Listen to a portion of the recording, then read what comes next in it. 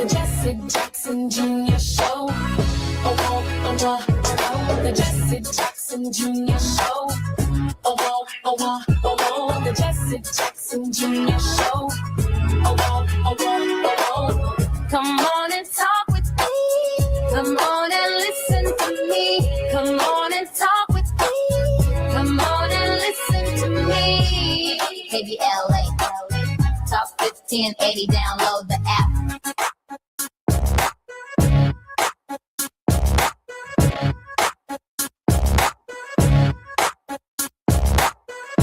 I'm Jesse Jackson Jr. Welcome forward to the Jesse Jackson Jr. Show on KBLA Talk 1580. It is Tenacious Tuesdays, where we have our two most tenacious hosts, Liz King in the first hour and Barbara Arnwine in the second hour. I'm Jesse Jackson Jr., and I'm honored to be here with you this afternoon on KBLA. And today we're reporting on a number of issues that range from Iran and the consequences of the so-called ceasefire, and Iran having taken a strike at the United Arab Emirates, which certainly signals an escalation in the conflict. We're also turning our attention back to the Voting Rights Act of 1965, in large measure because there is not a single African-American elected official in this country who's not impacted by the decision. I say that because many African Americans are in Congress doing an extraordinary job from the perspective of their committees and from the perspective of their congressional districts, where their constituents know them by name, they know who they are, but the amazing number of national voices that are emerging from Mississippi, Benny Thompson, Cleo Fields in Louisiana, Stephen Cohen out of Tennessee, Jim Clyburn, a very well-known voice out of South Carolina. We're hearing from members all across the country because there is not a single congressional district that is not impacted by the Robinson versus Calais decision. It has broad and extraordinary implications, not only for the upper echelon of Black political elite, if you will, the highest ranking African American elected officials, but it will impact every facet of American life. Because the principle holding in the case that race-based remedies to offset centuries of discrimination and racism, this court found those bases as having no foundation in the Constitution. Almost impossible to imagine when one considers that the 13th, 14th, and 15th Amendments to the Constitution of the United States are race-specific amendments to the Constitution brought about as Reconstruction amendments during the end of the American Civil War. Our very special host in this hour is none other than Liz King, recently served as Education Equity Senior Program Director for the Leadership Conference on Civil and Human Rights, a position she held from 2015 until 2025. In this role, Ms. King led the organization's work to ensure that all students are fully included in welcoming schools from early childhood through post-secondary education that prepare them for college, careers, life, and the full exercise of their social, political, and economic rights. Prior to joining the Leadership Conference, Ms. King served as the Senior Policy Associate for the Education at the Children's Defense Fund, where she focused on school discipline reform and school funding equity. Liz, welcome forward to the Jesse Jackson Jr. Show. Thanks, Congressman. Always great to be here. Liz, the reverberations from the decision by the Supreme Court this past week have been nothing short of extraordinary. And even just yesterday, Justice Alito and Ketanji Brown Jackson were engaged in a back and forth on the normal, as I understand it, 28 to 32 days that it takes a decision to go into effect. That Justice Alito, the majority opinion writer, says that the decision is in effect immediately, as in like all deliberate speed, forcing states and encouraging states to take actions, even with some elections already in progress. For example, Mississippi, and again, elections that are already in progress with primaries and votes having already been cast. Liz, your thoughts on the cataclysmic nature of striking down Section 2 of the Voting Rights Act? I mean, this is going to be a moment that we look back, I think, in the fullness of time as a point of divergence in American history. I keep thinking about Ketanji Brown Jackson's dissent in the Students for Fair Admission affirmative action case, where she says deeming race irrelevant in law does not make it so in life. And what we are seeing is a Supreme Court that is intentionally choosing to ignore the realities of our society, of our country, and of the law and their legal obligations. I mean, this is clearly a partisan move on the part of Republican justices who have decided that their core allegiance is to the Republican Party and an imperative to ensure a Republican majority at whatever cost. We're seeing, obviously, a failure to read the law, a failure to understand the society in which we live, and a failure to behave in a way that is fitting of the highest court in the land. I mean, there is so much here. One thing I just want to name, you talked about some of the Black leaders in Congress who are going to feel this most acutely. And it's important to remember that the people you're talking about represent rural voters. So one dimension of this that we need to keep in mind is the way in which rural voices are going to be marginalized by this Supreme Court decision, rural voices of all racial backgrounds. I mean, this is obviously a cataclysmic decision for Black political power and the self-determination of Black voters in America, but it is going to have reverberating negative consequences on the lives of every person in this country. This is going to lead to worse policy, to greater instability, and it is a diminishing of democracy that in some ways rivals some of the worst actions of the Trump administration. It's almost as if there's a competition to see who can burn down the democracy first. And what we have seen this week is the Supreme Court is putting up a good fight, and they want to be the ones to have taken democracy out of the hands of Americans. You know, Liz, when I think about, and I know we'll discuss this when we come forward, when I think about the great decisions of the Supreme Court, and there are obviously scores of them, but the ones that surround race, from Dred Scott to Plessy versus Ferguson, to Brown versus the Board of Education, to the Robinson versus Calais, or Louisiana versus Calais, the Voting Rights Act decision, and a whole series of precedence-setting cases around the Voting Rights Act, it's almost as if the Supreme Court itself is the kind of umpire on social justice and racial relations in the United States. And what the court sees or does not see is a factor in progress that is made and or whether or not progress is regressive. I'm Jesse Jackson Jr. We are live with Liz King on the Jesse Jackson Jr. Show. It's Tenacious Tuesday. More on KBLA Talk 1580 when we come forward.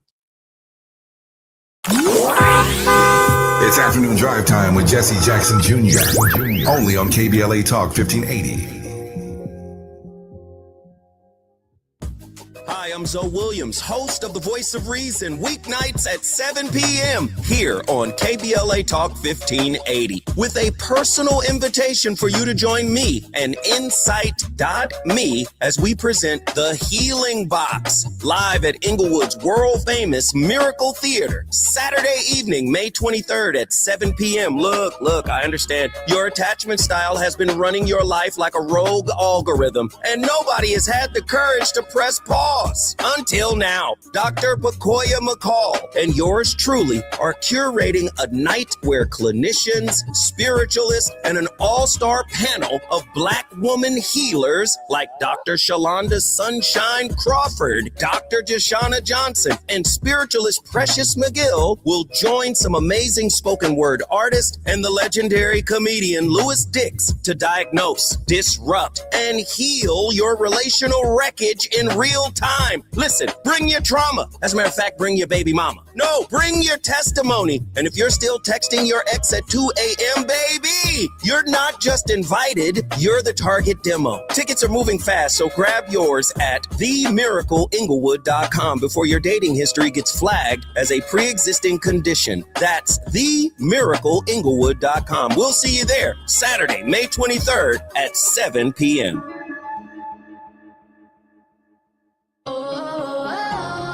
My perfect day has sand, salt water, and friends. But my moderate to severe plaque psoriasis can take me out of the moment. Now I'm all in with clearer skin thanks to Skyrizi. Risankizumab Riza, a prescription-only 150 milligram injection for adults who are candidates for systemic or phototherapy. With Skyrizi, most people saw 90% clearer skin, and many were even 100% plaque-free at 4 months. Skyrizi is just 4 doses a year after 2 starter doses. Don't use if allergic to Skyrizi. Serious allergic reactions, increased infections, or lower ability to fight them may occur. Before treatment, get checked for infections and tuberculosis. Tell your doctor about any flu-like symptoms or vaccines.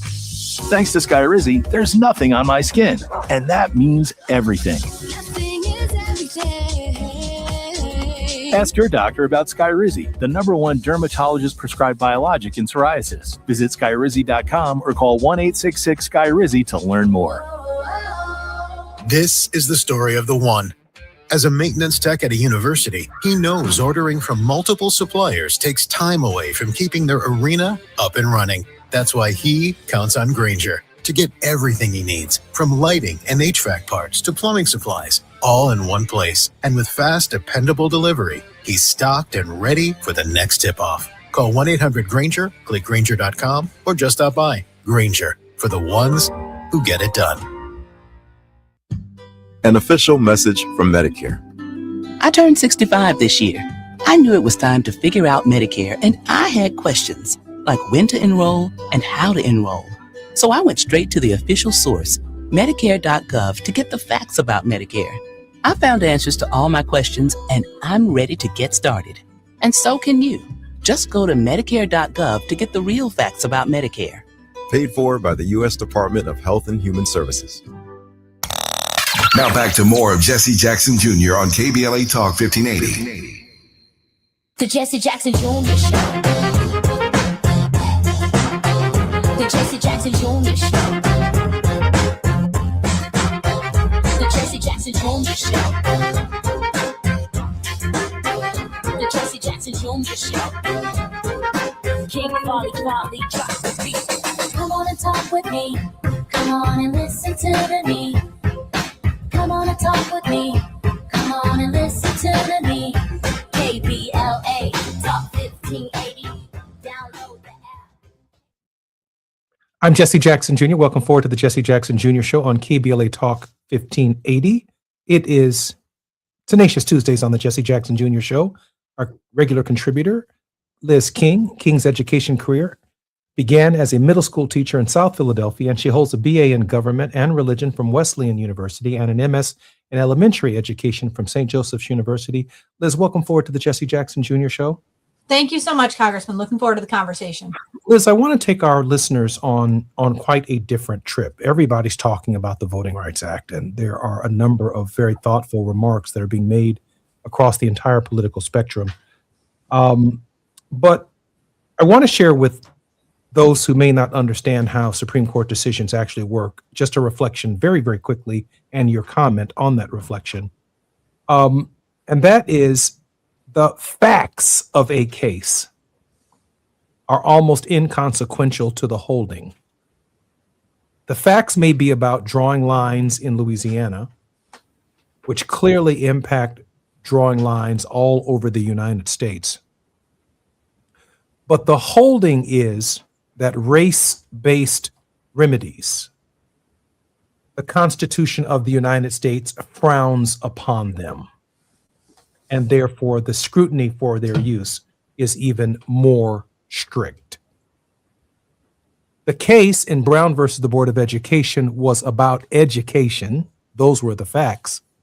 But the holding that separate and unequal was no longer allowable in American society led to the desegregation of buses, of lunch counters, of boardrooms, of courtrooms, of the bench itself, of cockpits on airplanes, of flight attendants, of teachers in public schools, and access in every facet of American life, even though the facts of Brown versus the Board of Education were about education. The holding is about the separate and unequal doctrine that includes water fountains and sitting at baseball games and sitting at football games and attending basketball games. There's no such thing, in other words, as a narrow Supreme Court interpretation. While the facts of this case may be about political lines and African-American representation, Liz, the holding itself is far broader for every aspect of American life, particularly in this era, that will simply be inescapable in various forms. Liz? Yeah, I think that's absolutely right. I mean, what is now the obligation of every civil rights lawyer in the country is going to be narrowing the inevitable the scope and harm of this decision. I think we have seen a pattern of Supreme Court decisions that have tried to deny the reality of ongoing racial segregation and racial inequality in the United States, that have tried to codify and institutionalize white supremacy. And we've seen that show up over and over again. And exactly as you talked about with the Brown v. Board of Education decision being about schools and about whether or not Linda Brown got to go to school in Topeka, or what schools were available to her in Topeka, we saw that that had a transformative positive effect in American public life. Similarly, we have seen other decisions, like I referenced before, the decision on affirmative action. The facts of that case, the holding of that case, was squarely and limited to the use of race in the consideration of applicants in a higher education admissions setting. And we're now seeing people who are trying to take that decision to say, hey, we can't affirmatively work to narrow health disparities. We can't work to reduce rates of Black women's maternal mortality. We can't, all of this stuff we're seeing over and over again. And I think, what we're being reminded is the role of the Supreme Court as either a proponent of American democracy, a proponent of the Constitution, or its biggest hindrance, its biggest barrier. And I think I have endless confidence in our lawyers throughout the civil rights movement who I am sure have been working, and I know they've been working for months and years. We saw this coming. We saw this being forecasted. I don't know that we knew they would ever go this far. I don't know that we knew they would ever be this explicitly partisan and in the pocket of the Republican Party, and as sort of disregarding of the Constitution and the court's own precedent as they have been. But it is going to be up to all of us to narrow the harm and to do all that we can to try and put the genie back in the bottle on this one. But you're right. What we're going to see is the same logic applied over and over and over again. And it's dangerous. And that, I think, that these the Roberts Court is going to be remembered as an anti-Reconstruction court. It is going to be remembered as the court that tried to bring back the Civil War. And I don't understand how this man can have that on his conscience. And I am endlessly grateful for the incredibly important work of Ketanji Brown Jackson and Sonia Sotomayor and the other liberals who have been on the court, because this is a moment. Yeah. Elena Kagan, this is a time, a terrible, terrible time in which we are reminded that our democracy is not promised to us, and we have to fight for it in all the ways that we can every day that we can. Liz, Leader Jeffries referred to this court as illegal, illegitimate, and corrupt. It has drawn the ire of the President of the United States. He has called for the so-called impeachment of Leader Jeffries for making that statement, and there's no such thing as impeaching a member of the House. You can call for their removal, but you can't impeach them. There's no impeachment process in the House of Representatives. I'm wondering, have progressives given some thought to the court's reform? And I'm reminded that Joe Biden was against the idea of expanding the Supreme Court. But it seems to me, given the court's basic orientation, that it seems nearly impossible that Democrats can run for their primary nomination without having to address this issue of whether or not they believe in expanding the Supreme Court and or finding more acute ways, sharp ways of overcoming some of the precedents that they've established. Yeah, I think that all the options need to be on the table as we're thinking about this. You know, you had referenced sort of the idea of the Supreme Court as an umpire. I mean, these people were umpires in any sports league, they would have been fired. I mean, this is a dereliction of duty. I mean, you know, you think about, they're not putting the thumb on the scale. It's they got up on the scale, their whole weight of their whole body up on the scale, calling themselves, you know, calling it being equal. And I think we're going to need remedies across the board. This is not just a court problem. I mean, part of what is so striking about this decision was 20 years ago, 2006, not even that long. You know, I'm getting old. We're all getting old, but 20 years is not that long. The House and Senate, by overwhelming margins, 98-0, the Senate reauthorized the Voting Rights Act.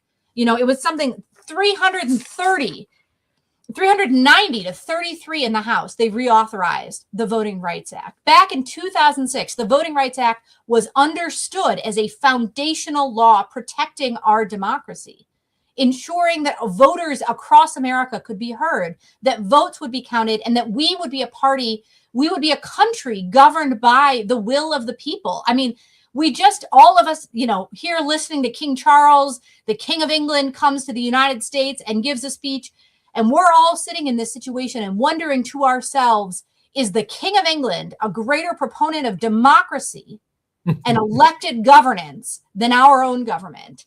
I mean, this is a moment, this is a wake-up call. We're at 250 years. Have they given up on the enterprise? Have they abandoned the idea that individual voices should count, that voters should count, that we, the people, decide how we will be governed? Liz, so much of your formative education and career has been based in educational equity. Is there any concern that you have that Brown versus the Board of Education itself is on the chopping block? I think it's important to remember that everything is we can take nothing for granted, right? I mean, Dr. King says progress is not rolling on the wings of inevitability, and that we are responsible. The arc of the moral universe does not bend on its own. We have a responsibility here. We're seeing and have been seeing the erosion of the Brown v. Board of Ed decision since its early implementation. One core example of that is that which made the Brown v. Board of Education real in the lives of children and families and communities was the Civil Rights Act of 1964. So you get the Supreme Court decision in 1954, the Civil Rights Act of 1964, and it didn't become real. It didn't make a difference in the lives of children and families until that law was enforced by the Department of Justice Civil Rights Division. And as we speak right now, the Department of Justice is destroying the Civil Rights Division and weaponizing the Civil Rights Division as an agent of white supremacy to undermine equal opportunity across the country. The Office for Civil Rights at the Department of Education, similarly, was responsible for enforcing that law and ensuring that that Supreme Court decision was meaningful. Senator Sanders just actually put out a report about the Department of Education Office for Civil Rights. And we see that they are investigating essentially 0 complaints of racial discrimination in our schools. So yes, I mean, the Supreme Court could, in theory, do something to the Brown v. Board of Education decision, but the destruction we're seeing in the federal government right now shows us that the Supreme Court is not the only threat to our democracy and not the only threat to equal opportunity in this country. I think that's right. Recently, I had the privilege of speaking in Raleigh, North Carolina for the Divine Nine, the governing body, if you will, the heads of the 9 African-American historically sororities and fraternities. And at this legislative day in Raleigh, North Carolina, the core issue was a Supreme Court of North Carolina, not a federal Supreme Court issue, but a state Supreme Court issue, where I want our listeners to hear these facts, where a middle-class working white family moved out of an urban North Carolina city, could have been Raleigh, could have been Durham, could have been Greensboro, to a rural area in schools that were servicing African Americans in this particular rural area. When they put their child in the school, they realized the disparities were so bad that they filed a lawsuit against the state of North Carolina, and they prevailed at the district court, they prevailed at the appellate court level, and they prevailed at the Supreme Court level for the state of North Carolina. The Supreme Court ordered the state legislature, this was 35 years ago, to spend billions of dollars making schools across the state of North Carolina of equal high quality with the school district that Leandro had moved out of and into. About 2 months ago, even though they had prevailed and the state legislature never followed up, even with increasing pressure and additional lawsuits to force the state legislature to act, they simply did not act. About 2 months ago, the Leandro decision in North Carolina was overturned after 32 years. They threw the case out because the election elected a conservative court that was no longer going to hold the state legislature to the standard. Now, that standard for North Carolina was largely influenced by Brown versus the Board of Education. And quite frankly, it is a standard that needs to be enforced in all 50 states in the union. But without Brown versus the Board of Education on the books and this attack on civil rights and voting rights, it gives you some indication the general direction of where this process is going. The progress that we've made is being attacked frontally. It is being attacked aggressively. It is being attacked systematically.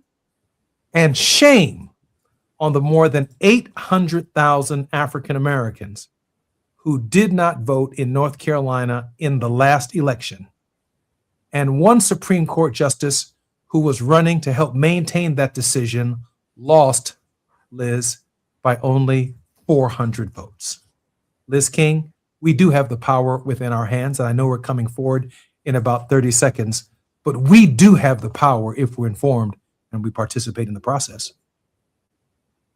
Absolutely. Absolutely. This is about freedom. It's about freedom for all of us. All of this together. It's about our freedom. I'm Jesse Jackson Jr., listening to the Jesse Jackson Jr. Show. It's Tenacious Tuesdays, and we're lighting it up with Liz King right here on the Jesse Jackson Jr. Show. More on KBLA Talk 1580 when we come forward. It's afternoon drive time with Jesse Jackson Jr. Only on KBLA Talk 1580.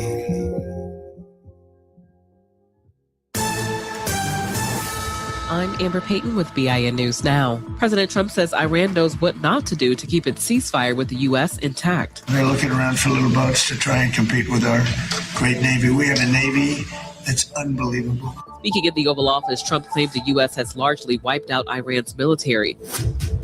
The Louisiana Legislative Black Caucus is joining a lawsuit over Governor Landry's suspension of this month's congressional elections. The lawsuit argues the move is unconstitutional because mail-in voting had already begun. Democratic Congressman Cleo Fields is urging voters to cast ballots in every race. And the Supreme Court says its ruling striking down Louisiana's congressional map can take effect immediately. The decision allows Republicans to begin redrawing districts after the court invalidated a 2024 map with 2 majority black districts. Governor Jeff Landry has already suspended the planned May primary while new maps are considered. Get BIN News Now on demand 24/7 on the iHeartRadio app. Recall 67A mobile appointments are now available in your area. We come to you quick, easy, and under an hour. Complete the recall to get $500 plus a warranty worth thousands. Schedule today at CumminsRecall.com. This is the KBLA Sports Minute with Ray Richardson. There are some unfavorable numbers facing the Lakers going into Game 1 tonight of their second-round playoff series against the Oklahoma City Thunder. The Lakers lost all 4 games against the Thunder in the regular season by an average of 29 points. The Thunder are still 15.5-point favorites tonight, the largest point spread for an NBA playoff game this season. Even more troubling for the Lakers is that they have no idea when Luka Doncic will get back in the lineup. A hamstring injury has kept the NBA's leading scorer on the sideline since April 2nd. Lakers coach J.J. Redick said Doncic is out indefinitely. Can the Lakers beat the defending NBA champs in a 7-game series without Doncic? LeBron is a major part of the answer to that question. He averaged 23 points and 8 assists in the Houston series. At age 41, can he maintain this high level of production? 5:30 tip-off on NBC. No debates, no speculation, just the info you need. That's your KBLA Sports Minute. I'm Ray Richardson on KBLA Talk 1580.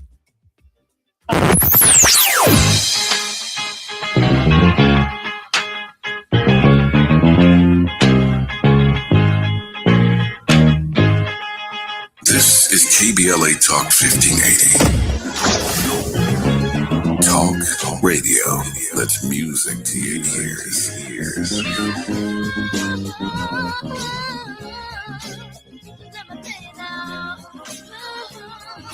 We're unapologetically progressive. KBLA Talk 1580. In a world full of noise, one station keeps it real. KBLA Talk 1580, where the conversation goes deeper, the voices sound like yours, and the issues that matter most to our community take center stage. Progressive, powerful, unapologetically us. Whether you're driving through the city or tuning in from your home or office, join the public square. KBLA Talk 1580. Your home for talk that enlightens, encourages, and empowers. Listen live on our free KBLA 1580 app, on our website at KBLA1580.com, or on your radio dial at 1580 AM. Unapologetically progressive. My name is Cynthia Mitchell. I've been an emergency room nurse in Los Angeles County for 25 years. I've been there through every fire season, every outbreak, every earthquake.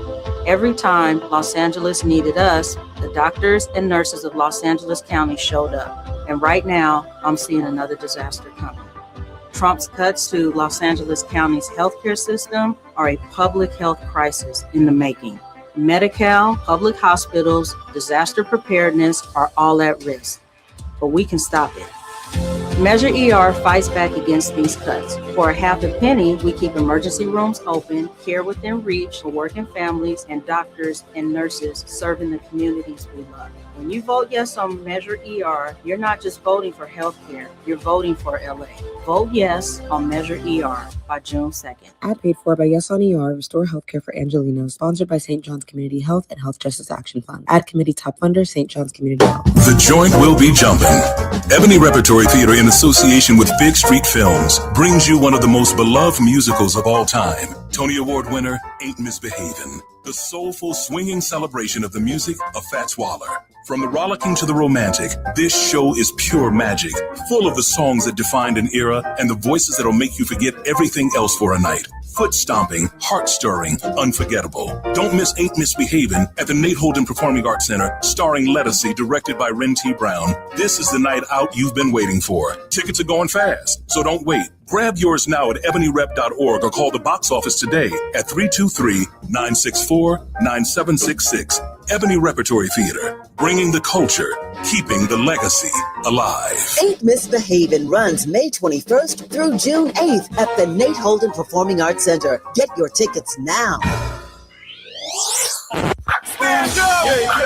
When the story gets twisted, who's going to tell the truth? When they cut the microphones, who's still talking? When history gets rewritten, who remembers what really happened? We do. KBLA Talk 1580. Black media isn't just important right now, it's essential. Because when mainstream outlets move on, we stay. When the headlines ignore our communities, we don't.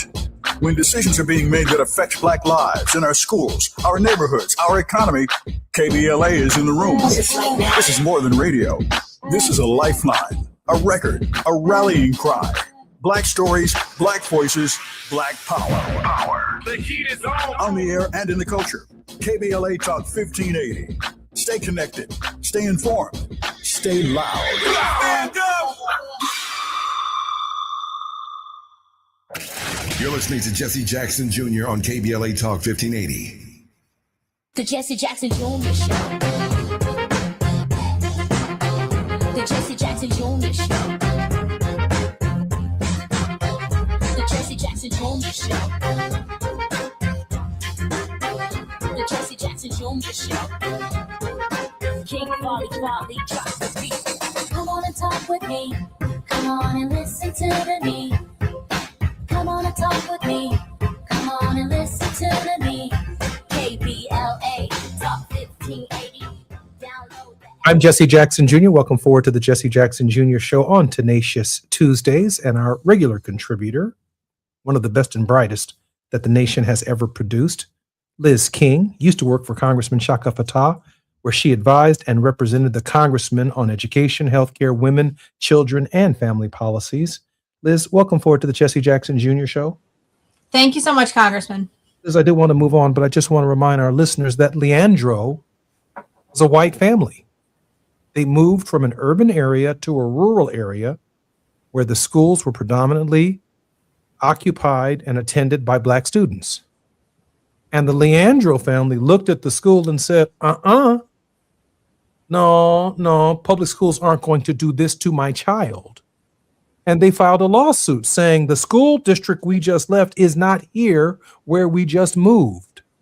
Now, the Leandros are not the Williamses, and they're not with African-American surnames.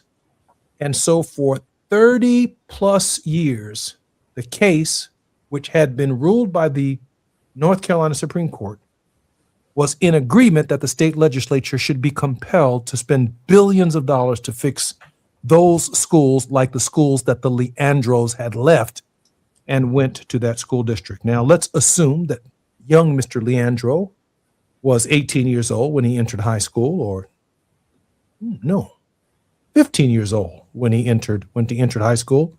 Today, Mr. Leandro would be 45, 50 years old. That gives you an idea how slow and how long the progress of the courts can be, particularly if they are not enforced.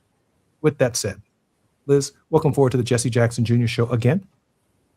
Thank you so much, Congressman. I always appreciate hearing, we got so much to talk about, Liz, can I pivot to Iran for a minute? Looks like a catastrophe is developing in the Middle East. The president promised a short conflict. We are now into week number 8, I believe, maybe week number 9. And gas prices in Chicago here are over $5.50, in Los Angeles and some parts of California over $6, and diesel is approaching $7 a gallon. Is there a way out of this conflict before the midterms and before the American people have a chance to vote on how they're feeling about affordability and the consequences of how the economy feels in the midterms? Yeah, look, any day is a good day for congressional Republicans to wake up and read the Constitution and realize the obligation they have here. I mean, this is cuckoo bananas. We're in a situation in which the president says, there's a War Powers Act timeline, but it doesn't count because we were on a break. I mean, we seriously have entered a timeline in which that is an acceptable explanation, calling himself, we're having a ceasefire. And I realize there is firing and that they have no longer ceased to fire, but we're still in a ceasefire because then the timeline doesn't count. I mean, it's just what we are being failed here by the President of the United States, by the Secretary of Defense, and most of all, by congressional Republicans who know better than this. They know better than this, and they are allowing this to continue. And any day they could wake up and shut it down, and they are the ones choosing not to do that. And it just, this can't continue. This can't continue. The world is paying too great a price for this megalomaniac and his nonsense ideas. I mean, it's time for this to end. It's time for this to end. Liz, Iran is stronger today than it was before the war. They have exercised an unusual power that many of us did not realize, or at least fully appreciate that they had, and that's power over the global economy. Your thoughts on their leverage in light of the president's thinking that somehow might, meaning his military might, makes him right, when on the ground something else is actually taking place? Yeah, I think there are a lot of folks who've been looking at this situation who actually know something about countries and diplomacy and about how governments work. And they have said, look at where Iran is. You don't go to war with Iran, you're going to interrupt the global supply of fossil fuels. And there had been advice that, look, there have been warmongers who wanted to do this for a long time, and they have been told by advisors across the political spectrum, this is a terrible idea because what it'll do to the price of gasoline. I mean, I think the idea that any of these effects were unexpected is baseless. I think what we're seeing is how terrible the advice is that the president has been receiving. And not only is he receiving terrible advice, he is ignoring the advice that he has been given, because we know that there are advisors who anticipated this precisely. I mean, it was from the word go. Everyone said what's about to happen is the price of gasoline is going to go up, and not just the price of gasoline. I mean, heating oil as well. And as we get closer and closer to the winter in Europe, I think we're going to be seeing new political urgency on that end as well. I think what we're seeing right now is a situation in which the president has no way out. I don't know how he gets himself out of this mess. This is his mistake. It is his war that he created. And I don't know how he gets himself out of this. So all I can hope is these congressional Republicans save him from himself, do their damn jobs, and protect the rest of us from the long-term negative consequences of this ridiculous and horrible act of state violence and this war. Liz, we have about 3 minutes before we come forward. In my mind, on the ballot are a number of critical issues. Obviously, the war is on the ballot. From my perspective as an African-American radio talk show host, my perception is that the Voting Rights Act of 1965 is on the ballot, and that may be an intellectual conversation in our community. It may not be the bread and butter issues that people are feeling on the streets, right? Gasoline is on the ballot. Affordability is on the ballot. Healthcare is on the ballot. And connecting those issues to the masses of people, regardless of their race, sex, or class, is a factor in whether or not Democrats or progressives might be successful in the midterms. Is there a sense from your perspective that that connection is actually being made by the candidates? I'm not so sure that's true. I think we are seeing some candidates who themselves were called to public service because they believed in creating a greater opportunity and creating a better world for all of us. And we're seeing some candidates were never motivated by that. And so they're having a hard time faking it. I think we're seeing a little bit of everything. It depends really where you are. And the degree to which candidates understand, the degree to which they're in the pocket of whether it's big business or some other interest that doesn't serve their constituents. I think, the pocketbook issues here. I mean, we're seeing this come up in the context of things like data centers, right? And the potential data centers have to, at the one time, engage in mass surveillance of the American public, produce autonomous weapons, and create violence and violate our civil rights. And at the same time, raise the price that everybody pays, to turn the lights on in their own house. And so I think we're seeing some candidates who are connecting the dots here, some candidates who aren't, but the American people are clear that they are ready for change. They are tired of this. They want to be able to afford food. They want to be able to afford somewhere to live, and they want to be able to send their kid to a great school. And that's what they've always wanted. And so it's up to the candidates to be responsive to that. Do you think, and I know we have about a minute before we come forward, that the average ordinary American is going to be frustrated at the polls?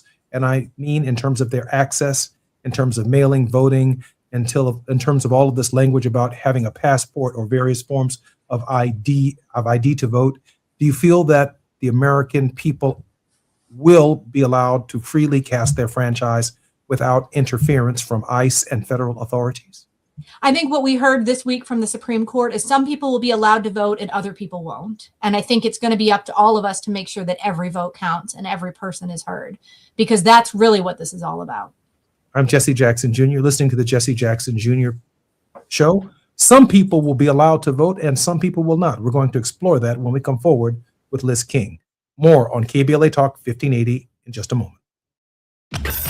While you're stuck in traffic, we can at least bring you up to speed on the news of the day. You're listening to Jesse Jackson Jr. only on KBLA Talk 1580.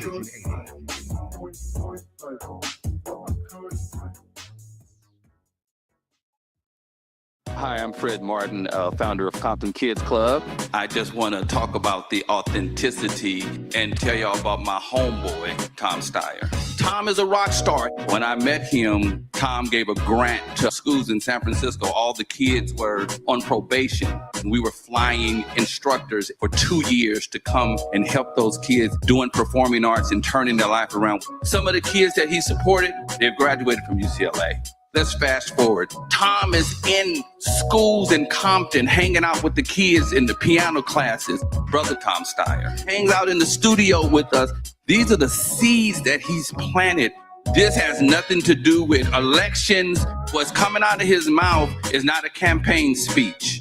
It's authentic. And when he say he walks away from a business because he want to do his values, he ain't making that up because he's running for governor. This man is real. Ad paid for by Steyer for Governor 2026. Getting around LA doesn't have to cost a lot. Metro has fares that fit every budget. 20 free rides for qualified riders through the Life Fare program. Free passes for students with GoPass and affordable options for everyone in between. Wherever you're going, Metro's got you covered. Visit metro.net/fare programs. KBLA Talk 1580. We've got a lot to talk about. KBLA Talk 1580, connecting you with services and solutions. 10 Toes In serves as a mentorship and domestic violence prevention program. They support, educate, and empower couples during and after incarceration. They assist male returning citizens to re-enter society successfully and to help them maintain a healthy relationship with their romantic partner. They offer a mentorship support group for formerly incarcerated men. 10 Toes In teaches its Intimate Relationships 101 curriculum at male prisons throughout the state of California. They host sister support group meetings for women who are intimately involved with incarcerated and formerly incarcerated men. 10 Toes In is a 501c3 nonprofit organization. To access their services or make a donation, please visit them online at 10toesin.org or find them on Facebook or Instagram. They are healing lives through relationships. This is a community call to action from KBLA Talk 1580. My mom has decided to learn to paint, and she's good. My dad's now into creative cuisine, and I've already put on 6 pounds. Learning new things comes with age. My mom, she started forgetting my name and what we're talking about. Forgetting well-known things doesn't. Memory loss may be a sign of Alzheimer's disease. Early detection gives you and your loved one time to plan for the future. Learn the warning signs of Alzheimer's at 10signs.org. Brought to you by the Alzheimer's Association and the Ad Council. What if your rooftop could earn you money every year? With LADWP's Solar Rooftops program, you can get solar panels installed and maintained on your home at no cost and earn up to $900 a year. That's up to $18,000 over 20 years. There are no upfront costs, no credit checks, and no annual fees. Plus, you'll help power Los Angeles with clean local solar energy and reduce reliance on fossil fuels. Make your rooftop work for you. Apply today at ladwp.com/solarrooftops. Now back to more of Jesse Jackson Jr. on KBLA Talk 1580. The Jesse Jackson Jr. Show. The Jesse Jackson Jr. Show. The Jesse Jackson Jr. Show. The Jesse Jackson Jr. Show. King Polly drops the beat. Come on and talk with me. Come on and listen to me. Come on and talk with me. Come on and listen to me. KBLA Talk 1580. Download the app. I'm Jesse Jackson Jr. Welcome forward to the Jesse Jackson Jr. Show. On the next hour, of course, Barbara Arnwine will be joining us. In this hour, Liz King, throughout her tenure at the Leadership Conference on Civil Rights, coordinated the coalition's work to advance equal opportunity in education and represented the civil and human rights community's positions and perspectives on education policy topics in the media, in testimony before the U.S. Department of Education, and during the course of legislative negotiations. Liz, welcome forward to the Jesse Jackson Jr. Show. Thanks so much, Congressman. It's good to be here. Liz, can you broached something just before the break, and I think we're going to have to start turning some of our attention to it. What is the status of the hodgepodge nature of voter ID laws in the 50 states? Has the Supreme Court offered any clarity on whether or not states can be restrictive and or whether or not states that are less restrictive are being forced to be more restrictive? Is there a path to a perfect union here? So there's a lot going on. And, one important thing to keep in mind, Maryland just made progress on a voting rights statute. There are states that are putting their own voting rights statutes in place because as state leaders actually believe their own people should have the right to vote. And so we are seeing some really good progress in some states affirming the right to vote and ensuring that we're removing barriers to the ballot. But at the same time, I think the one thing that I trust Donald Trump about is that he clearly understands a whole lot of people are mad about him and they want to vote to get him out of office, and that he is going to do whatever he can to stop them from voting. And so there is this crazy bill out there, so-called the SAVE Act, right? They call it the SAVE Act. And the irony of this bill, it's hilarious, is how much harder it would make it for married women who change their names when they get married to vote. And it is amazing that you have Republicans who are so opposed to the idea of voting and so opposed to the idea of people choosing their own elected leaders that they're going to make it harder for married women who change their names to vote. And the way they do this is by, a lot of times people's names change. You have one document, your name is one way on one document, another way on another document. And a lot of the time for people whose name change, it's a woman who changes her last name after she gets married. And so this bill would do a lot of terrible things, but that is one part of it. So there is this federal bill they're trying to move that has been a priority of President Trump that would create national barriers to voting. But we're seeing in states, they've been trying to come up with ways to limit access to voting. They're just bringing back so many of the same ideas they had when they were limiting access to voting leading up to the Civil War prior to Reconstruction. So certainly we are going to have to keep an eye on this. I think we're seeing this convergence of barriers to the ballot that limit an individual person's ability to cast a ballot. And at the same time, this Supreme Court decision right now, which is going to dilute the power of voters to come together and make a decision together. And one thing I really wanted your listeners to if they haven't checked it out, there's a really great interview between Sherrilyn Ifill and on The Daily Show. And Sherrilyn Ifill, who ran the NAACP Legal Defense Fund for a long time, national expert on civil rights, the 14th Amendment, and of course, voting rights, really breaks all of this down on The Daily Show. And so really encourage all your listeners to check it out. But absolutely. We are going to have to be fighting back against all these state level laws that are going to make it harder for people to vote. At the same time, we're going to have a Department of Justice that's trying to make it harder to vote. There are a lot of people working very hard to make sure that people can't vote. And we're just going to have to work even harder to be heard. Liz, I find it somewhat baffling, and I want to leave some room for your response to this and your word of hope. I find it baffling that we live in a nation where the Transportation Security Administration can be at more than 450 airports in this country. And of the millions of people who move through the TSA every single day, hundreds of thousands, if not millions per hour, we can stop one bottle of water for making it on an airplane. That's the TSA's assignment. They also asked me for my driver's license, my valid driver's license. I look into some kind of AI machine. I guess it confirms that I am who I am on my driver's license. And then I proceed to my flight. Now, this kind of technology exists in 450 airports in every state in the union, but we can't simplify and or coordinate a system of voting in our democracy that we hail as the most important and one of the oldest democracies in the history of the world, a relatively new experiment. But we can't guarantee the vote as a fundamental right to vote when we can build highways from Maine all the way to California, lay track on the same gauge from Florida all the way to Washington State and to Alaska. But we can't guarantee the right to vote the way we guarantee the right, for example, to commerce. We can put the same $1 stamp on an envelope, and that same piece of mail can move through the entire system, and everyone's required to put that same stamp on a piece of mail to move through the entire system. But when it comes to voting, there is this pandemonium and this chaos. I'm not convinced the nation has turned its attention to preserving democracy or building a more perfect union on the scale that they should have.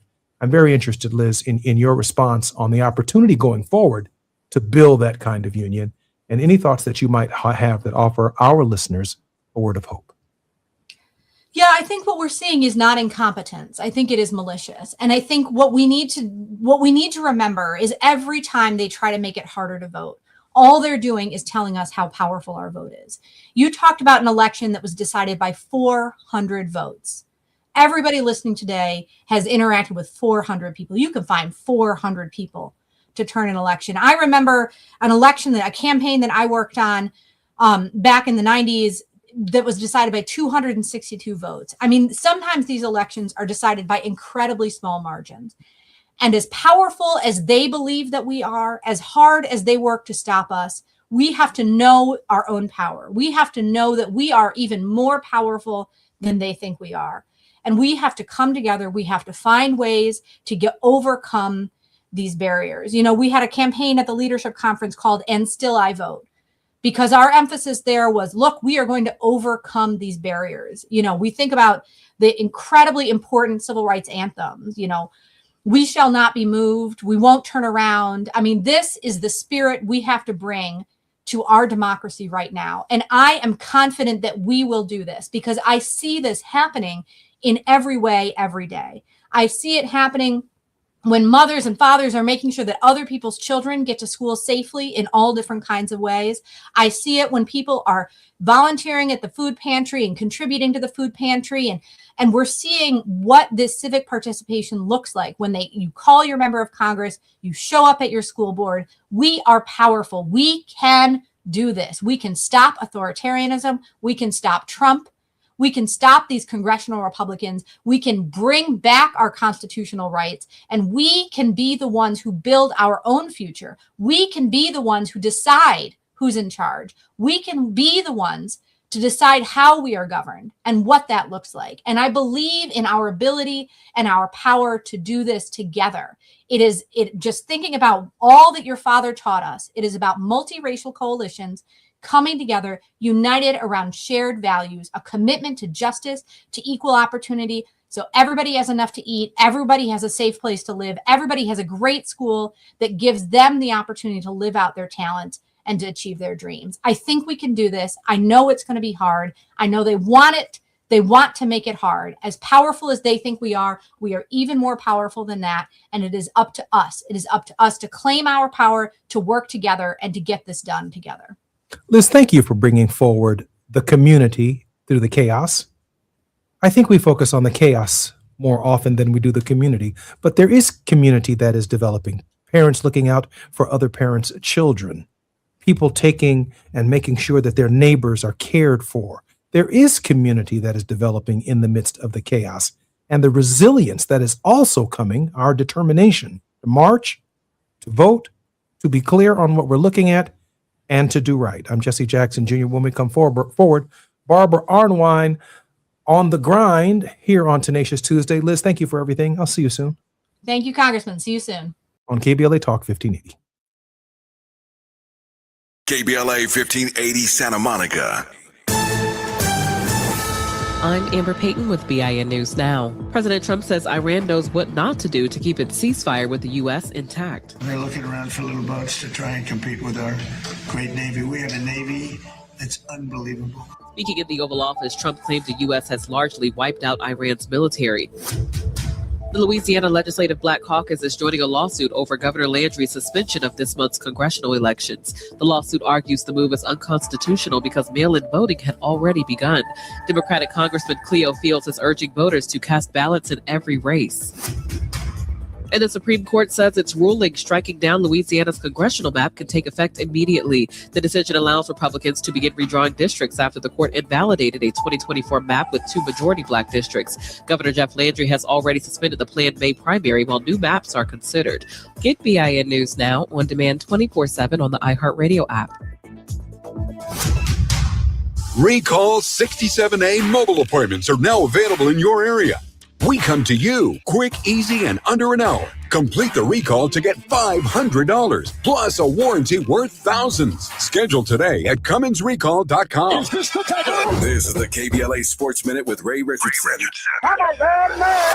There are some unfavorable numbers facing the Lakers going into game 1 tonight of their second round playoff series against the Oklahoma City Thunder. The Lakers lost all 4 games against the Thunder in the regular season by an average of 29 points. The Thunder are still 15.5-point favorites tonight, the largest point spread for an NBA playoff game this season. Even more troubling for the Lakers is that they have no idea when Luka Doncic will get back in the lineup. A hamstring injury has kept the NBA's leading scorer on the sideline since April 2nd. Lakers coach J.J. Redick said Doncic is out indefinitely. Can the Lakers beat the defending NBA champs in a 7-game series without Doncic? LeBron is a major part of the answer to that question. He averaged 23 points and 8 assists in the Houston series. At age 41, can he maintain this high level of production? 5:30 tip-off on NBC. No debates, no speculation, just the info you need. That's your KBLA Sports Minute. I'm Ray Richardson on KBLA Talk 1580. In a world full of noise, one station keeps it real. KBLA Talk 1580, where the conversation goes deeper, the voices sound like yours, and the issues that matter most to our community take center stage. Progressive, powerful, unapologetically us. Whether you're driving through this city or tuning in from your home or office.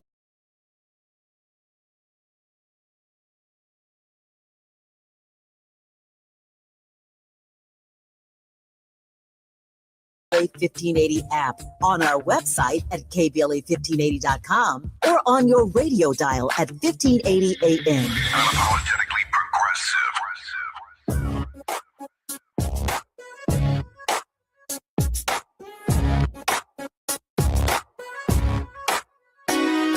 The Jesse Jackson Jr. Show. Oh, oh, oh, oh, the Jesse Jackson Jr. Show. The Jesse Jackson Jr. Show. The Jesse Jackson Jr. Show. Come on and talk with me.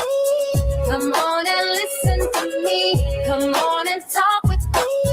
Come on and listen to me. KBLA Talk 1580. Download the app.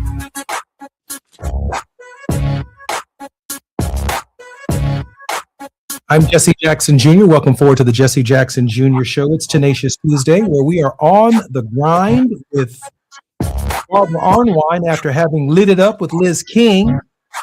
We've been discussing voting.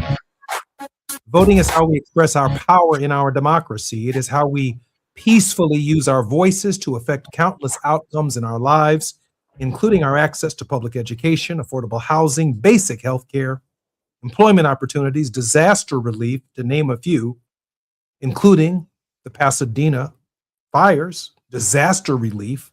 Voting is our foundational right.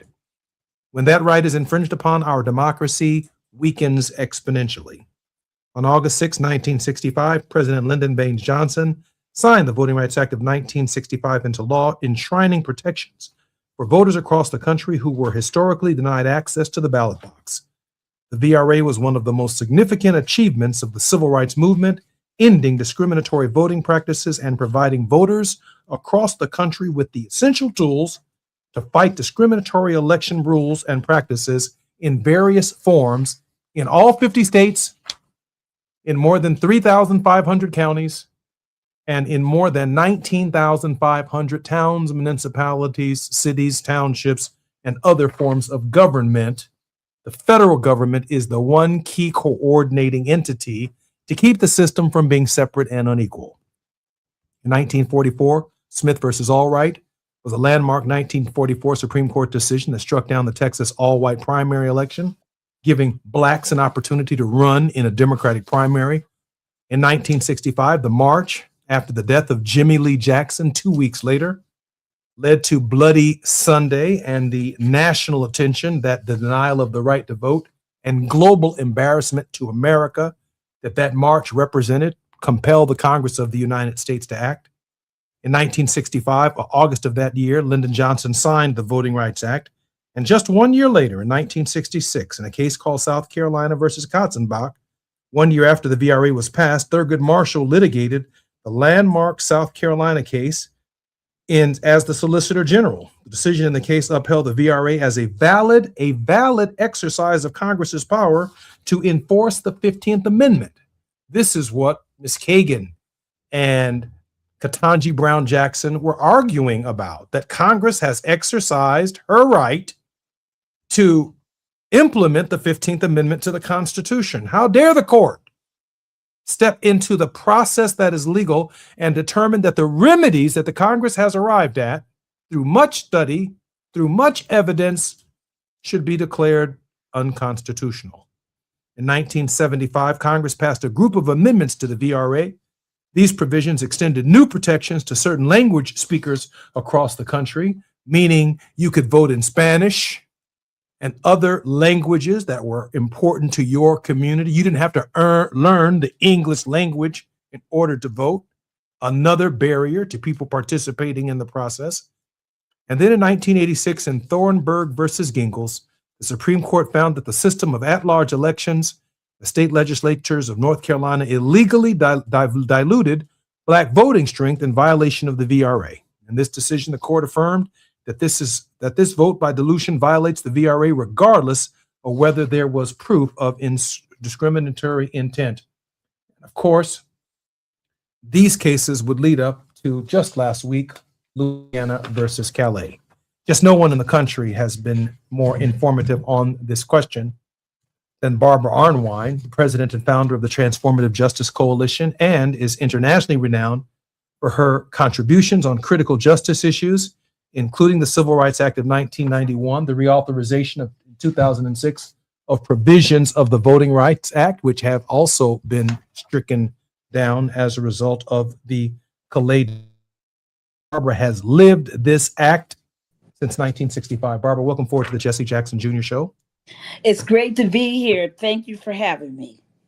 Barbara, I am so glad that you're here. And I'm also glad that Dr. Karen McCray, the president and CEO of the National Organization of Concerned Black Men, the first female to serve in this position, is also joining us as a special guest.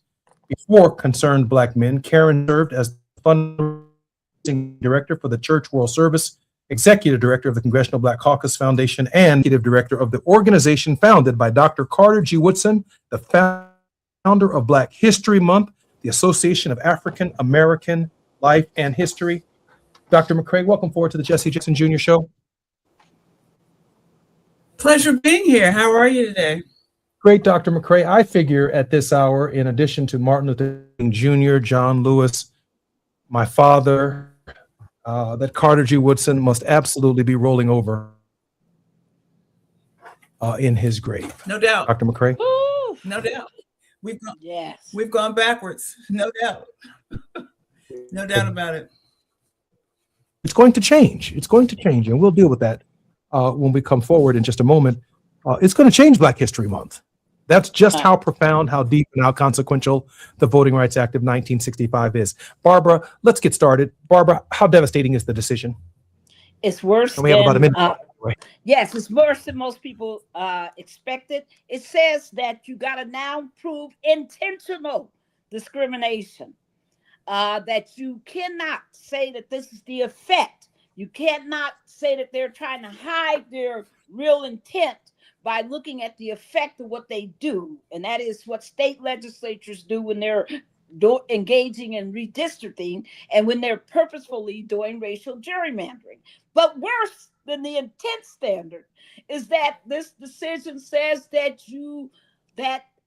partisanship, the defense of partisanship, is an absolute defense.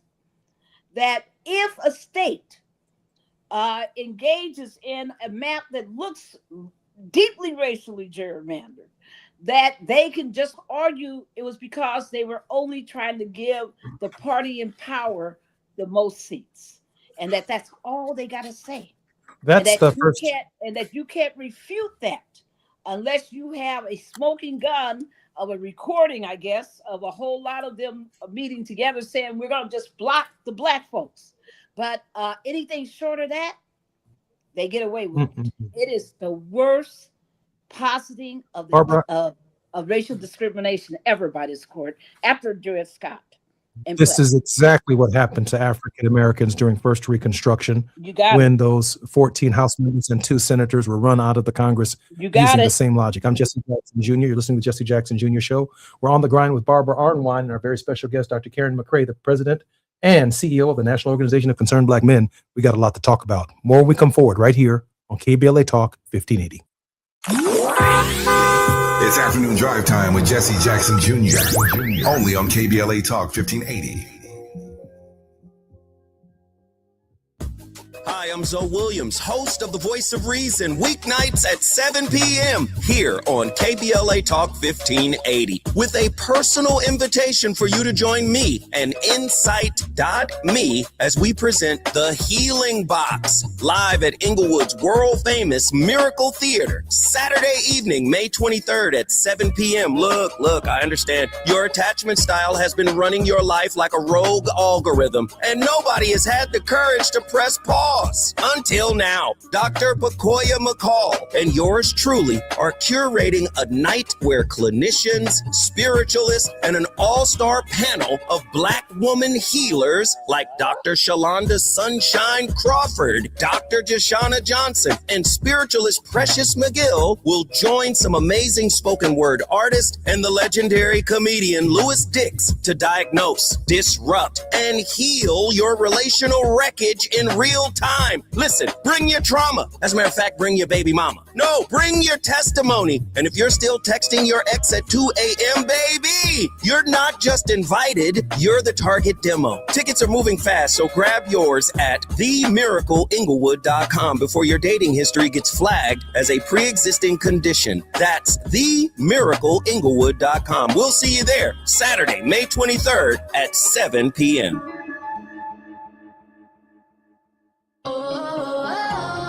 My perfect day has sand, salt water, and friends. But my moderate to severe plaque psoriasis can take me out of the moment. Now I'm all in with clearer skin thanks to Skyrizi, Risankizumab Riza, a prescription-only 150 milligram injection for adults who are candidates for systemic or phototherapy.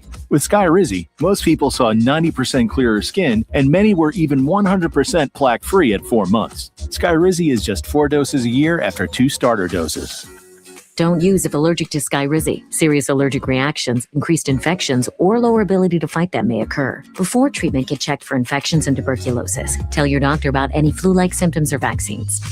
Thanks to Skyrizi, there's nothing on my skin, and that means everything.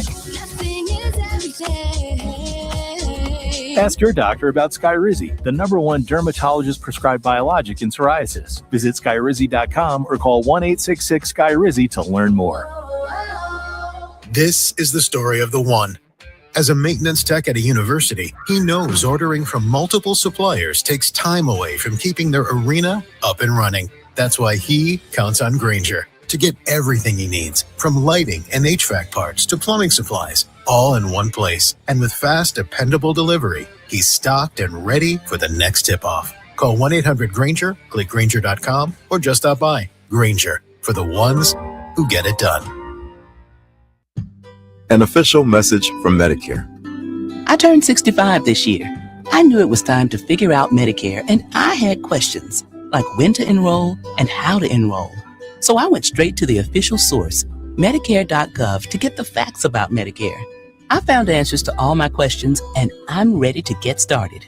And so can you. Just go to Medicare.gov to get the real facts about Medicare. Paid for by the U.S. Department of Health and Human Services. Now back to more of Jesse Jackson Jr. on KBLA Talk 1580. The Jesse Jackson Jr. Show. The Jesse Jackson Jr. Show. The Jesse Jackson Jr. Show. The Jesse Jackson Jr. Show. King Quality drop the beat. Come on and talk with me. Come on and listen to me. Come on and talk with me. Come on and listen to me. KBLA Talk 1580.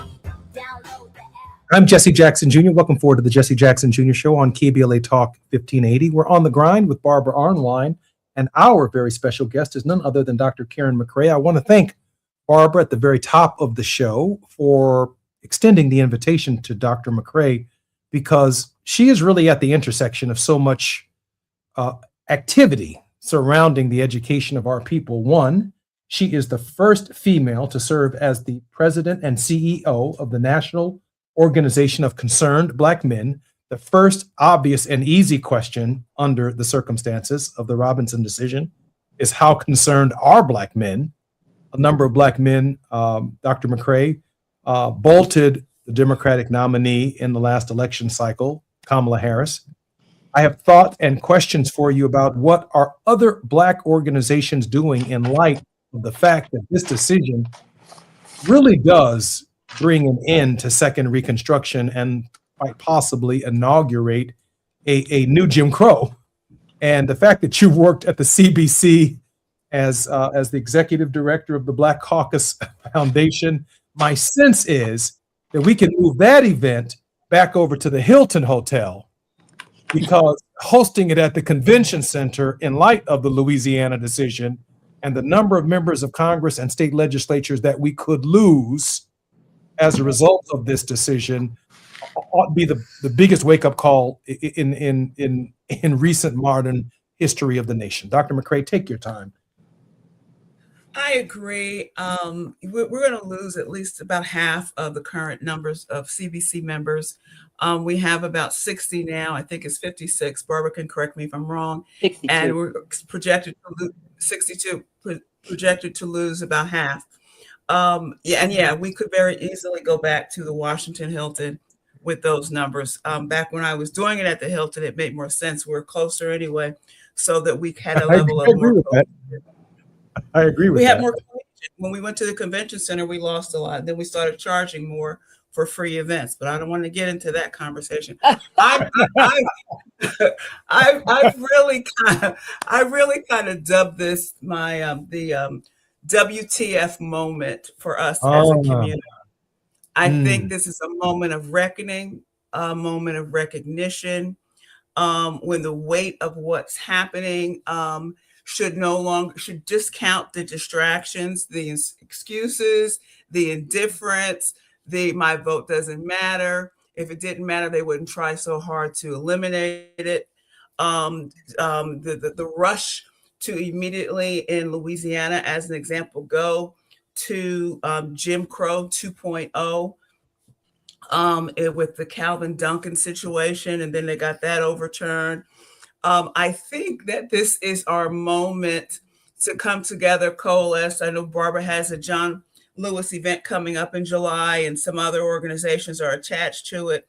But we need to look at succinctly and earnestly the number of Black people in particular that sat out between 2008 and 2024. In those states that are directly impacted now, not that we're all not impacted, but in particular in our southern states, and the margins upon which 1 in 6 eligible voters didn't vote, which means 5 of 6 didn't vote at all. Only one of the 6. Those kinds of things. That doesn't make sense. Millions of Black votes left on the table. And as a result, exactly, Barbara, as a result of them standing still and sitting back, we're where we are now. Dr. McCrane, in North Carolina, some 800 to 850,000 Blacks did not participate in the last contest. I'm sure you can go right around the country with these numbers. How do we change their minds? And I think, and I just want to say this, Barbara, and then I'll bring you in just a second. I was born March 11th, 1965. We know the relationship between that and Selma. My daddy wanted to name me Selma. That's kind of where he was and where his mind was. I'm glad he didn't. Thank God for Mama. But check this out right here.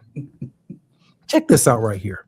From 1965 to the present, or at least 68 to the present, we've said that Malcolm died, that Martin died, that Rosa sat down, that the litany that we go through to inspire Black people to vote. And now the very act that we have used as the basis for that argument, which I might add in 1965, right up to Jesse Jackson and right up to Barack Obama, if there were a chart, it would show high African-American voter participation, and then it would be a steep, Barbara, decline. And we're still using the same argument, but the very act itself that made Barack Obama and 62 Blacks in Congress possible has now been struck down. Tell me how any language or whatever kind of rhetoric we need to move 800,000 people, let's say, in North Carolina to vote, a speech they've already heard. What's the new basis for their motivation? And what are the other organizations going to do about that as well? I suspect they're all giving the same speech over and over and over again. Dr. King died for us. Well, it's not, you don't even have to go there. One thing that's happened, if anybody's been paying attention to the electorate since 2024, a whole lot of people who sat on their whats and didn't vote are really in pain right now. They done lost their health insurance. They done lost some SNAP. They have they're paying for huge prices at the gas pump. And what have we seen? We have seen 30 elections, and in fact, I don't have the last 2, but in that count, but 30 elections in which people who didn't vote are showing up at the polls now. And there's something else happening that I think is really just unheard of for Americans, is that people are studying these issues and they're voting right on really complex issues, like the Supreme Court in Pennsylvania. That was no easy vote. The Virginia vote, they spent $17 million lying, putting out ads. I mean, I couldn't turn on my darn TV without seeing 5 to 1, 5 negatives saying don't support the redistricting in Virginia because it's going to be racist. It's going to, it's Jim Crow again, and Black districts are all going to be destroyed. All this mess that they lied about, but the voters got it right. Something's happening with voters right now. And I just think people are missing it. And I'm not going to miss it. Voters are much more regretful. They're more vigilant. And they and a whole lot of folks who were the rocks. That's why I'm holding up the rocks, because your daddy liked to talk about the rocks. The people who sit around, don't vote, who do waste their votes by not voting, don't even study the ballot, don't try to get it right. That's changing. I think these rocks that used to just lay on the ground, they're ready to be thrown at this system and shatter some absolutely outrageous voter suppression. Do you know that while we're talking, folks, that there are 4,434 election bills pending in this country? You heard me, 4,434 election bills pending in this country as of last week. And what is important for people to know is that we have to keep our eyes on it, because already 23 states have passed their own versions just this year I didn't say in 2024. I didn't say 2025. I'm talking about 2026. In these early months of this year, 23 states have already passed their own versions of the SAVE Act. There are 78 states. 78 states with Democratic trifectas. There are 78 bills in states with Democratic trifectas that have passed. 77 states with 77 bills in states that are dominated by Republican trifectas. 23 divided states. And 9 of these bills have been enacted.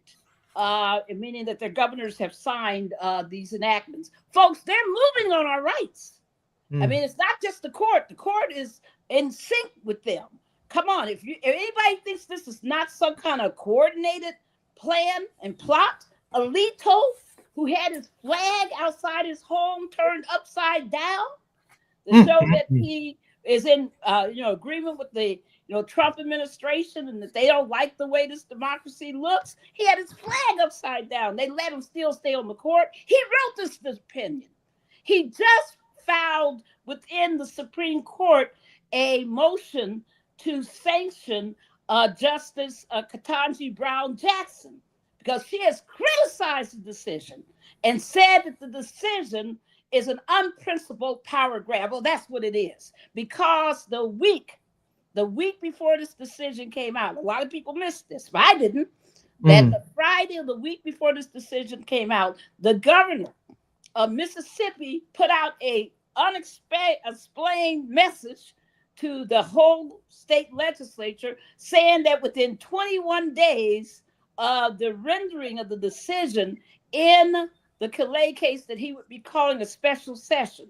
He could have done that anytime, but why did he do it that Friday? Because he knew that decision was coming out. The minute I saw that, I said, "Ooh, they're colluding. That decision will be out on Wednesday. That's their next decision day." I knew it. Folks, don't fall for this. Well, that's a leak. That's a leak, and that's a crime. That's a leak, and that's a crime. Dr. McCray, I share Barbara's optimism about blacks voting in greater numbers, but I tell you, when I'm speaking to black men across this country, it's like pulling teeth, trying to convince them to vote. And I hear some of the old arguments. Dr. McCray, how do we move past that skepticism? You know what? When I'm out and when my members are out, I ask them to lead with Desmond Tutu's quote that if you're neutral in situations of injustice, you have chosen the side of the oppressor, and let the conversation flow from there. Because at this point, if you stand still, you're part of the problem. If you stand still, you are the problem. And we approach it from that standpoint, because at this point, we have to get in people's face. Like I said, if you are neutral in situations of injustice, you have chosen the side of the oppressor, point blank, period. And I think that's what, look at this, in 22, 31 million Black people were eligible to vote. Only 10 million voted. I don't have 24, but that means 21 million Black people didn't vote across the country, particularly I did this for the southern states that were eligible to vote, and they didn't do it. That is a 32.2% turnout. That's repulsive. That's repulsive. So and maybe even enough to swing the electoral college. And maybe even enough to swing the electoral college. Of course. That's right. And at least swing the state state legislators, so that when the governor comes out with what he came out with in Mississippi, you've got enough people who are on your side that are representing you in the state houses that can stop that. But let's be clear, folks. Let's not get stuck, because the only reason why they've done the Calais case, the only reason why he signed that executive order on elections, the only reason why they are passing all these voter suppression bills is because they're afraid that these people are going to vote. If they didn't fear it, they wouldn't do anything. They see the change that I'm telling you about. They see it. They see it coming, and they are freaking out. And they're doing everything they can to destroy Black political power and Black voting power ahead of this election in November of 2026. So when we come forward, be smart enough to fight back. When we come forward, we are going to talk about how we can support the work of Barbara Arnwine at the Transformative Justice Coalition, as well as the work of Dr. Karen McCray, the first president and CEO that is female of the National Organization of Concerned Black Men. More on KBLA Talk 1580. I'm Jesse Jackson Jr. when we come forward. It's afternoon drive time with Jesse Jackson Jr. Only on KBLA Talk 1580.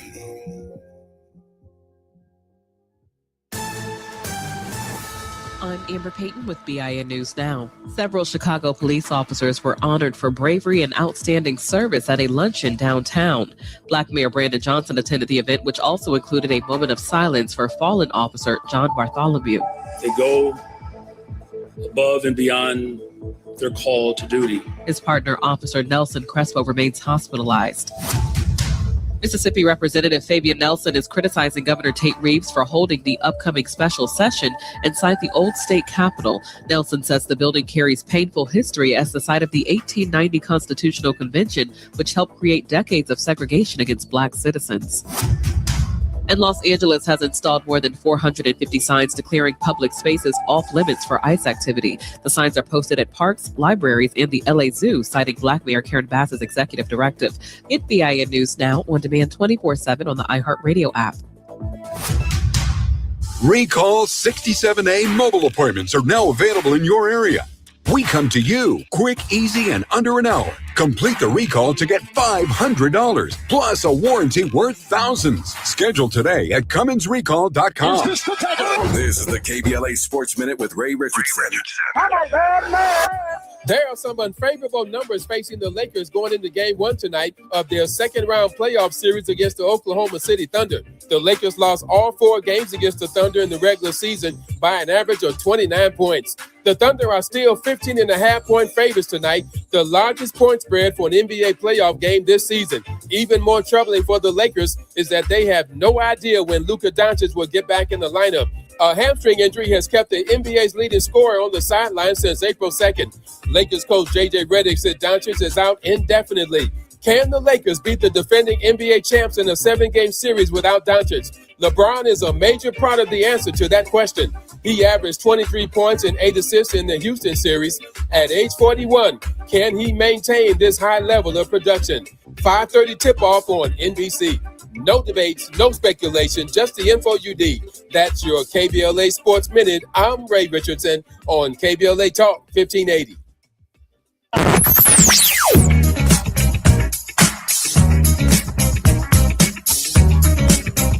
This is KBLA Talk 1580. Talk radio.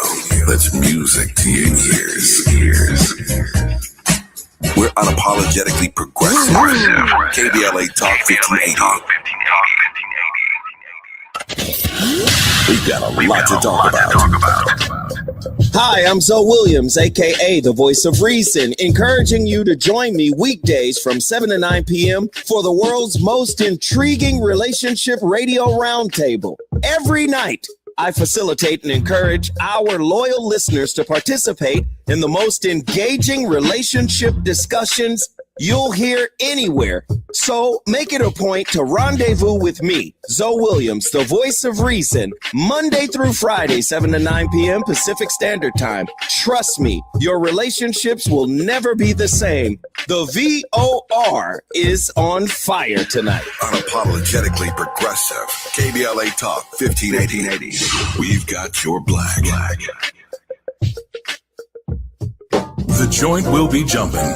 Ebony Repertory Theater, in association with Big Street Films, brings you one of the most beloved musicals of all time. Tony Award winner, Ain't Misbehavin'. The soulful, swinging celebration of the music of Fats Waller. From the rollicking to the romantic, this show is pure magic, full of the songs that defined an era and the voices that'll make you forget everything else for a night. Foot-stomping, heart-stirring, unforgettable. Don't miss Ain't Misbehavin' at the Nate Holden Performing Arts Center, starring Lettucey, directed by Ren T. Brown. This is the night out you've been waiting for. Tickets are going fast, so don't wait. Grab yours now at ebonyrep.org or call the box office today at 323-964-9766. Ebony Repertory Theater, bringing the culture, keeping the legacy alive. Ain't Misbehavin' runs May 21st through June 8th at the Nate Holden Performing Arts Center. Get your tickets now.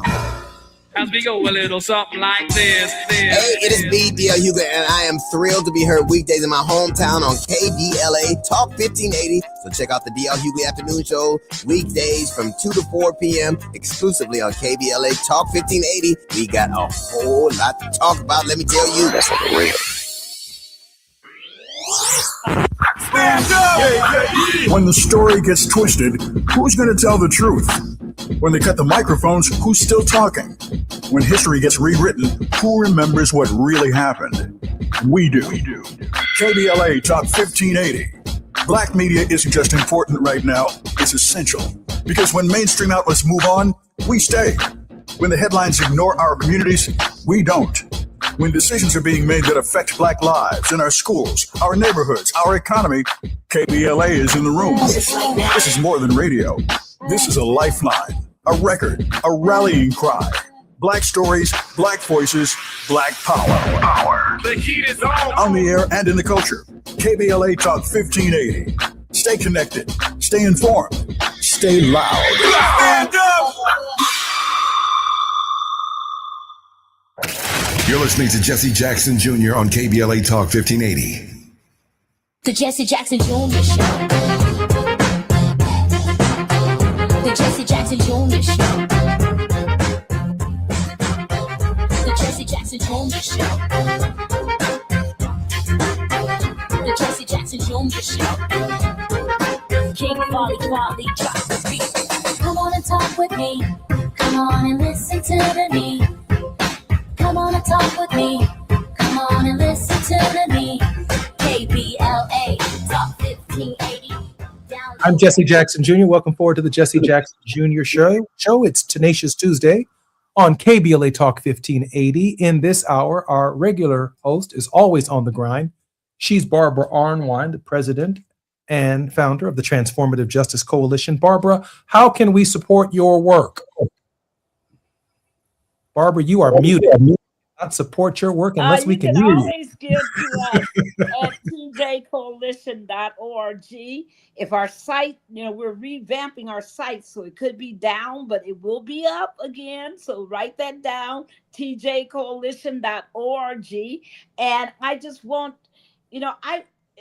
when we get back into it, I really want to talk about what we should be doing and what people are doing. There's a lot of action going on that people don't know about in these states already. I absolutely want to hear that. Give me that website one more time, Barbara. tjcoalition.org. And we put all your money to good use, because one thing we love to do is funnel money directly into supporting communities and young people. That is our focus, and I don't want anybody to get confused that we're not into big fancy offices. That's the last thing you can say. Amen. We're not into spending money on furniture and cars. No, people. We spend our money on getting out there with our bus and going into these communities and talking and helping people register folks to vote, turning people out to vote, getting young people trained to be real incredible voting rights advocates. That's what we live for. And to fight these fights that we're talking about right now, because somebody has to fight it. And your dad, he showed us. He showed us how to fight. Dr. Karen McCray is the president. Out.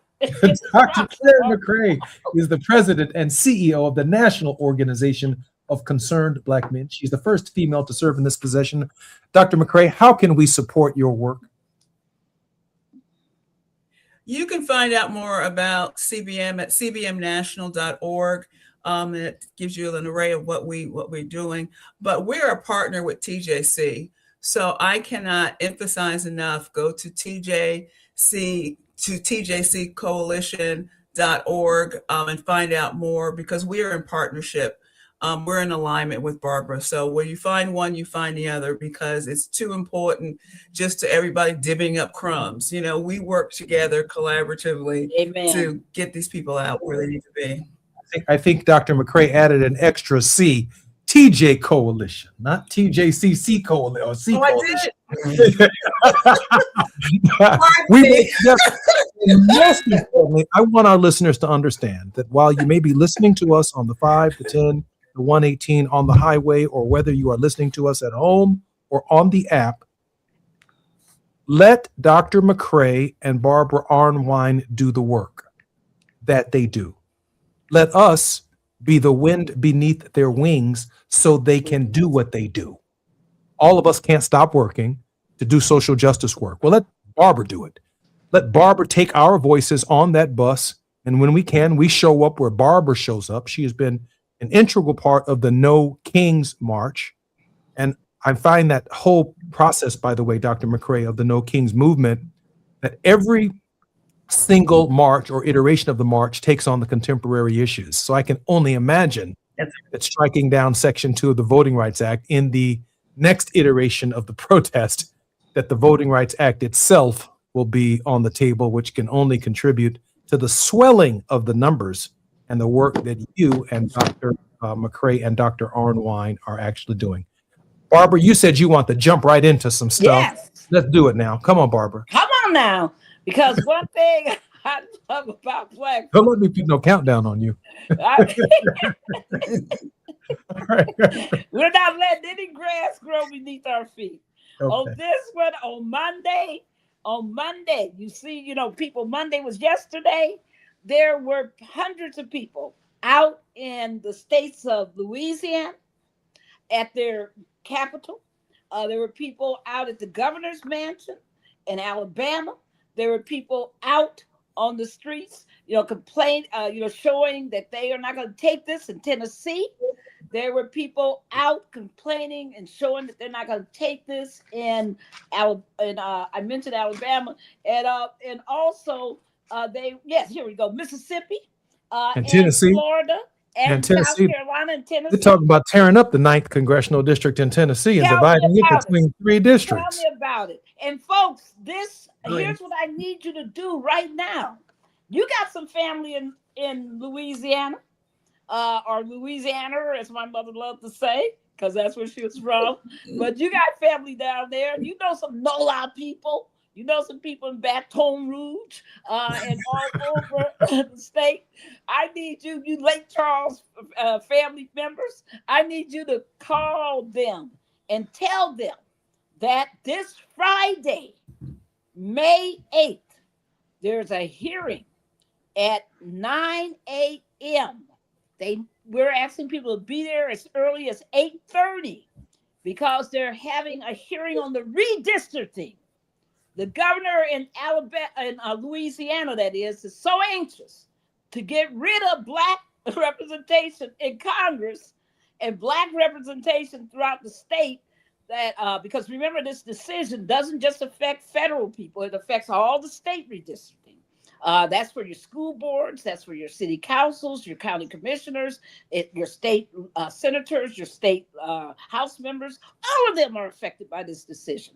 So there's a redistricting hearing that's going to take place in Louisiana. And we're asking people to please be at the state Senate building so that you can make your voices heard. Here's what we got to do. We are not stuck with this decision. We can overturn this decision. And what we need to do in order to overturn that decision is that we got to take back Congress. And that means that we got to have a Congress that believes in what we want. And so we need people, and we can't pass new legislation without evidence. So we need you there telling them what to do, telling them how to do the right thing. And if they refuse to do it, it becomes part of our evidence of why we need new federal voter legislation. Think about it. If we had passed the Freedom of Vote Act, none of this would be an issue because it had a provision governing racial gerrymandering and partisan gerrymandering. It specifically prohibited using partisanship as a justification for racial gerrymandering. So, folks, we had it was within our grasp, but we didn't do the push. But this time we know what's at stake. All those people that told me, Barbara, it ain't necessary, shame on you. because it was totally necessary. All those Biden advisors that said, hey, well, you got to do economics, shame on you. Because if we had done the right thing, we would not be sitting here at this moment. People, I don't like being Cassandra. I don't like warning about the Trojan horses. I don't like doing that stuff and people ignoring it, but I will not be silent. And we need you to raise your voices. So be there on Friday. And we are going to also be talking about more on the ground work next week, because in every one of these states, we need to be visibly saying, not on our watch. Heck no, not on our watch. When we come forward on KBLA Talk 1580, Dr. McCray, I want to ask you a question about your optimism. You spent a lot of time on Capitol Hill. You know the members of Congress. You know this is the death blow to many of these congressional districts. And I can only imagine that many members of Congress are giving serious reflection to what this means. It means fewer CBC members traveling around the country helping the Democratic ticket because they'll be home focusing on themselves, fighting their legal battles, raising money all across the country for court cases that may or may not be won. Toward Barbara's point, we've got to win Congress, pass this legislation, get it through the Senate, and get a Democratic president to sign it. I'm Jesse Jackson Jr. More on the optimism of what may come forward next.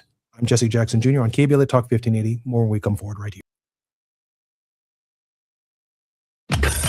While you're stuck in traffic, we can at least bring you up to speed on the news of the day. You're listening to Jesse Jackson Jr. only on KBLA Talk 1580.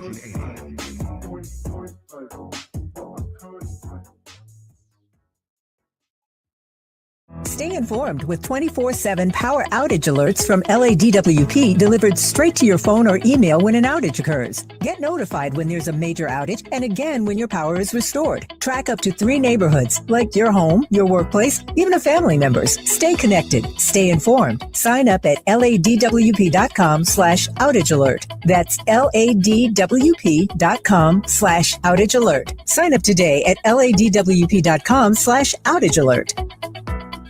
Getting around LA doesn't have to cost a lot. Metro has fares that fit every budget. 20 free rides for qualified riders through the Life Fare program. Free passes for students with GoPass and affordable options for everyone in between. Wherever you're going, Metro's got you covered. Visit metro.net/fare programs. My name is Cynthia Mitchell. I've been an emergency room nurse in Los Angeles County for 25 years. I've been there through every fire season, every outbreak, every earthquake. Every time Los Angeles needed us, the doctors and nurses of Los Angeles County showed up. And right now, I'm seeing another disaster coming. Trump's cuts to Los Angeles County's healthcare system are a public health crisis in the making. Medi-Cal, public hospitals, disaster preparedness are all at risk. But we can stop it. Measure ER fights back against these cuts. For a half a penny, we keep emergency rooms open, care within reach for working families, and doctors and nurses serving the communities we love. When you vote yes on Measure ER, you're not just voting for healthcare, you're voting for LA. Vote yes on Measure ER by June 2nd. Ad paid for by Yes on ER, Restore Healthcare for Angelinos, sponsored by St. John's Community Health and Health Justice Action Fund. Ad committee top funder, St. John's Community Are you Health. drowning in IRS tax debt? Angela was. She called Civic Tax Relief and saved over $80,000. Felicia was having health problems, got behind on her taxes, interest and penalties were adding up. She called Civic Tax Relief and saved over $15,000. Civic Tax Relief is a professional tax negotiation firm that can protect you from the IRS. If you're getting collection letters, call Civic Tax Relief for a free consultation. They will go to work helping you discover all the relief programs you may qualify for free. James owed the IRS $37,000. Civic Tax Relief represented him against the IRS, and by the time everything was completed, he did not owe the IRS anything. If you are in trouble with the IRS, call Civic Tax Relief for your free consultation now. 800-200-2257. 800-200-2257. Get a free consultation and real tax relief. Call 800-200-2257. 800-200-2257.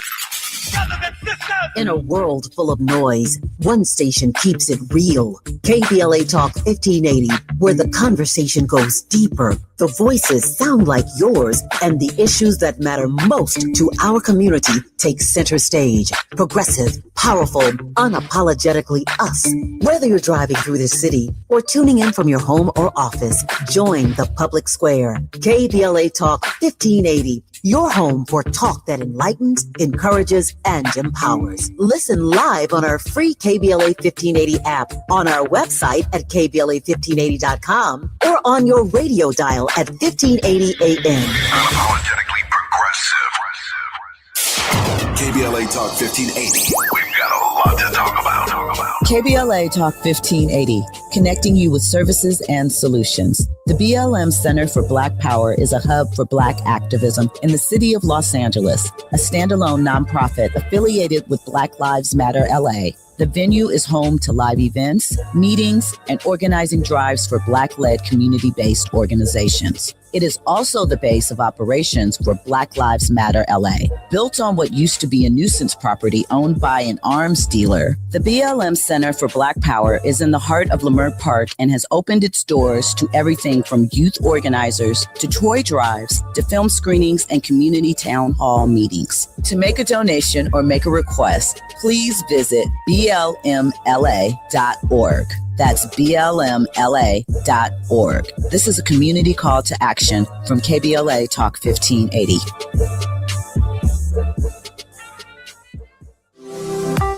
It's never too early to start talking about money in realistic ways with your kids. JP Morgan Chase navigates how to educate your kids now about creating long-lasting, healthy money habits. Whether your kids are in elementary school, high school, or college, now is a great time to start a conversation about ways to create healthy money habits as they grow, ultimately benefiting their financial future. Talking about money in a realistic way to support your kids' lifestyle and dreams, your first banking account geared towards high school or college. It's never too early. Explaining the basics, what you earn and what you spend, building financial confidence starts with getting organized. Learning and practicing vital money skills now will stay with them for life. Tools they will have to stay on top of their finances and achieve their goals. This segment is sponsored by JP Morgan Chase.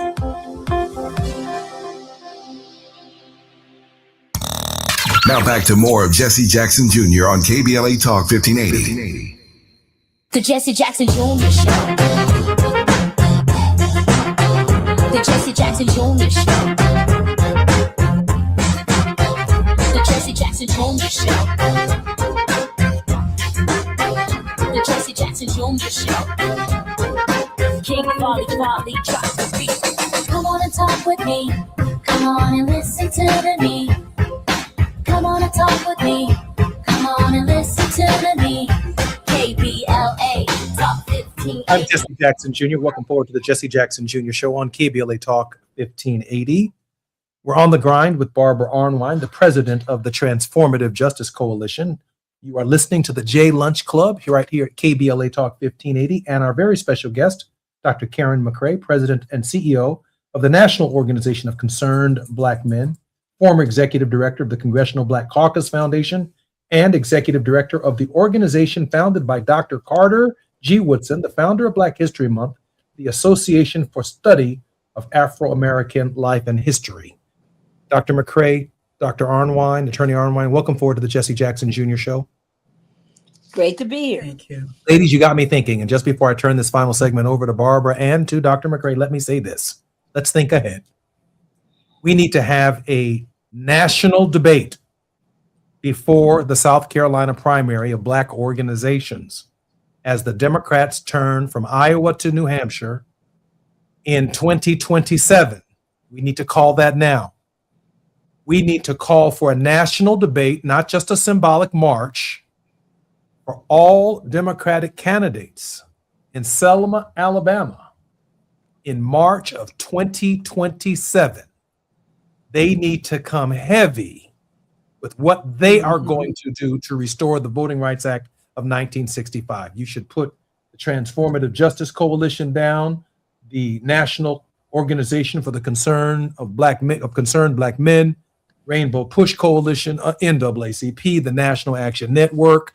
We need to seize that moment at the Edmund Pettus Bridge to welcome the global media to discuss the significance of that hour in our nation's history.